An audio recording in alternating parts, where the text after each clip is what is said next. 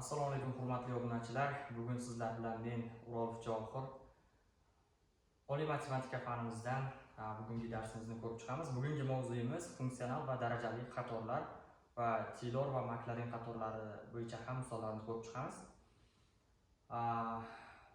Yodingizda bo'lsa, o'tgan darslarimizda darajali qatorlar bo'yicha suhbatlashgandik va u mavzu bo'yicha misollarni ko'rib chiqdik. Bugungi mavzuyimiz ya'ni funksional qatorlar. Funksional qatorlar o'zi nima? Ya'ni hadlari funksiyalardan iborat bo'lgan qatorlarni biz funksional qatorlar deymiz. Ya'ni bu qanday ko'rinishga ega bo'ladi? Ya'ni mana x1 plus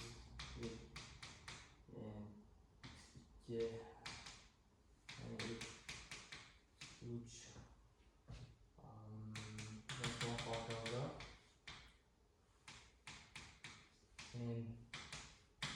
ko'rinishdagi funksiyalarimiz, ya'ni funksional qatorlar deyiladi. Va bu mana bunday shaklga keladi, ya'ni men 0 dan xgacha mana shunday shaklda bo'ladi. Ya'ni funksional qatorlar bo'lishi uchun o'sha hadlari funksiyalardan iborat bo'lishi kerak. Mana sizlar bilan bugun ko'rib chiqadigan misolimiz, ya'ni Taylor qatori bo'yicha o'sha misolni ko'rib chiqamiz.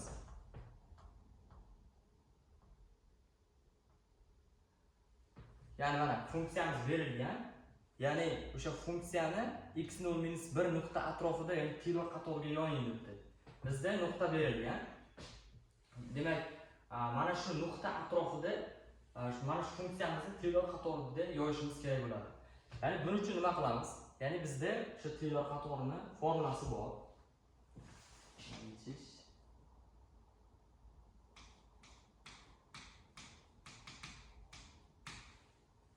Ya'ni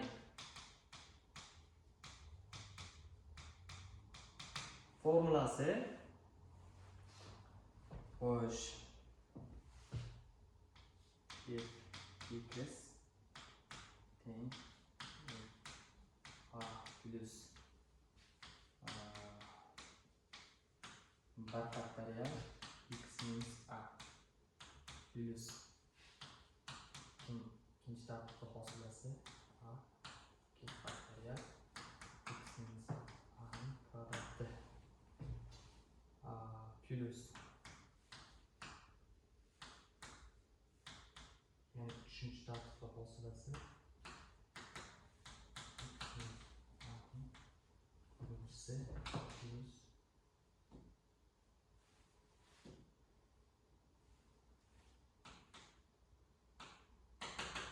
va shunaqa bo'ladi. Oxiri yani birinchi tartibda hosilasi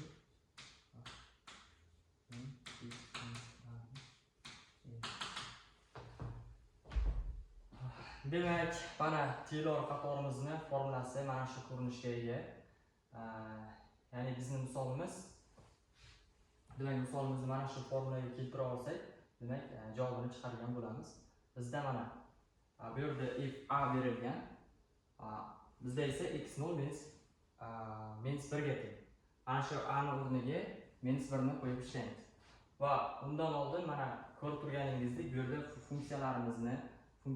funksiyamizning o'zi o'sha birinchi tartibli, ikkinchi tartibli va hokazo n'inchi tartibli hosila olingani va shu tartibda mana qatorlarimiz ketgan. Demak, birinchi qiladigan ishimiz, ya'ni funksiyamizni dastlabki holiga minus 1 ni qo'yib hisoblaymiz.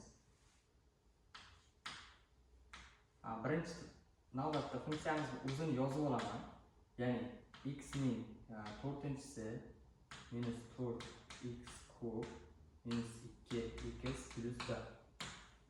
Endi shundan bir marta hosil olamiz. Hosil olganimda 4x kub minus 12x ning kvadrati minus 2. Ikkinchi tartibli hosilasi 12x kvadrat minus 24x bo'ladi. uchinchi tartibli hosilasi esa mana 24x minus 24.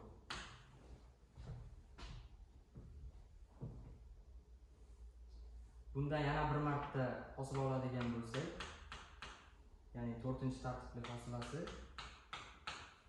24 ni o'zi bo'ldi. Endi demak, mana shu formulamizga e'tibor beradigan bo'lsak, bu yerda o'sha funksiyamizdan hosila olingan va mana bu x0 dagi qiymati bor. Demak, biz bu yerga haqiqiy o'sha qiymatni qo'yishimiz kerak bo'ladi. Yana bir narsa eslatib o'tmoqchiman. Yani funksional qatorlarda x qanaqadir songa teng bo'ladigan bo'lsa, o'sha sonli qatorlariga ham bog'liq bo'lib qoladi. Ayniqsa x'imiz 0 ga teng bo'lib qolsa, ko'p hollarda funksiyamiz sonli qatorga bo'ladi va uni yaqinlashuvchi yoki uzoqlashuvchi deb topsak bo'ladi. Va bunda esa mana qiymatimiz bor. Mana shu har bir funksiyamizga hosila olingan funksiyalarimizga qiymatini qo'yib hisoblaymiz.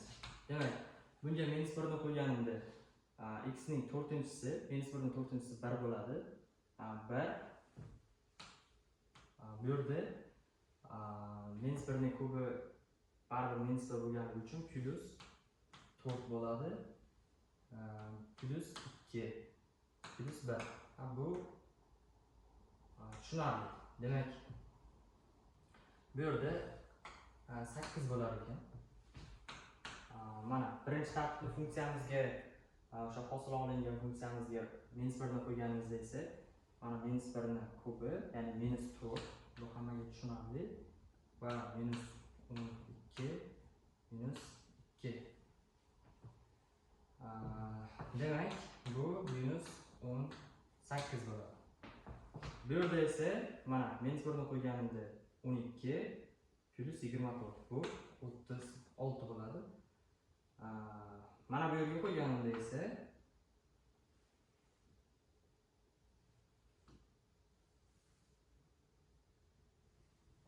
-24x minus 24 -48 bo'ladi. -1 ni qo'yganimda. Endi mana bu 24 ni o'zi bo'ladi. Bizga demak, buni qiymatlari aniq bo'ldi. Endi har birini o'rniga qo'yib chiqamiz.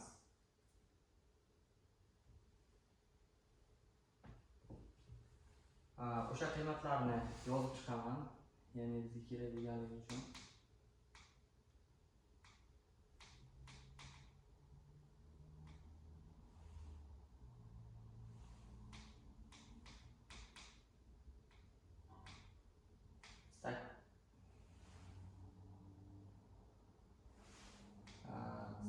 Bo'ldi. Hosila olganimizda va hosila olganimizda marta hosila olganimizda va 4 marta hosila olganimizdagi qiymatlarni qo'shishimiz kerak bo'ladi. Xo'sh. 1 marta hosilamiz 8 ga -18 36 ga teng bo'lgan ekan. Yani -18 36 -18 36 -48 adashmasam va 24 ni o'zi edi. Tekshirib ko'ramiz. -18 36 -48 24 ni o'zi. Demak, qiymatlarimiz tushunarli bo'lgan bo'lsa, mana shu joyga formulamizni yana bir marta yozaman. Ya'ni xotiramiz juda mustahkamroq bo'lishi uchun bu yerda a plus deydi. A 1 faktorial. Bu yerda x minus a ni o'zi plus bu yerda ikkinchi tartibli hosilamiz bor edi. Va x minus kvadrati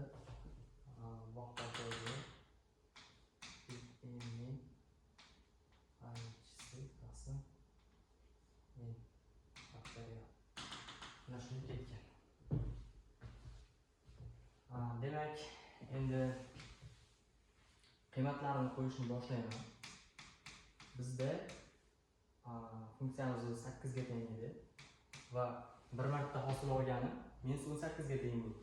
Shuning uchun ham 1 faktorial 1 ga teng -18. Bu yerda x plus 1 bo'ladi.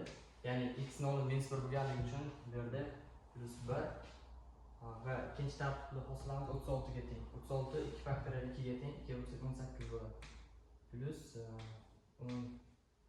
18 x plus 1 ning kvadrati plus bizda 3-chi tartibli hosilamiz ham bor.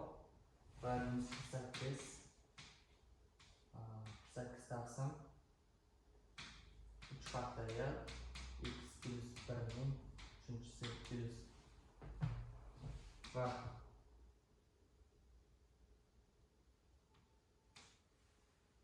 bu yerda mana 48 24 taqsim 4 faktorial x plus 1 ning 4-chisi.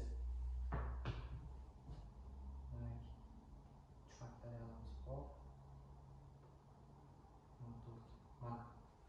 Demak, mana shu joygacha davom etar ekan. Endi buni hisoblaydigan bo'lsak, 8 minus 18 x plus 1 plus 18 x plus 1 ning kvadrati.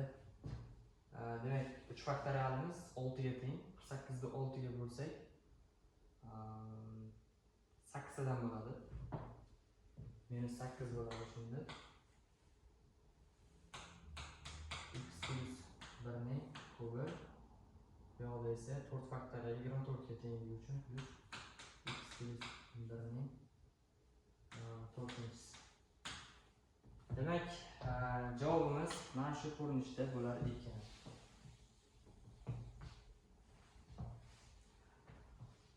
Bugungi mavzumiz va shu mavzu bo'yicha ko'rib chiqilgan misol tushunarli bo'lgan bo'lsa, keyingi darslarimizda ko'rishguncha xayr, salomat bo'ling.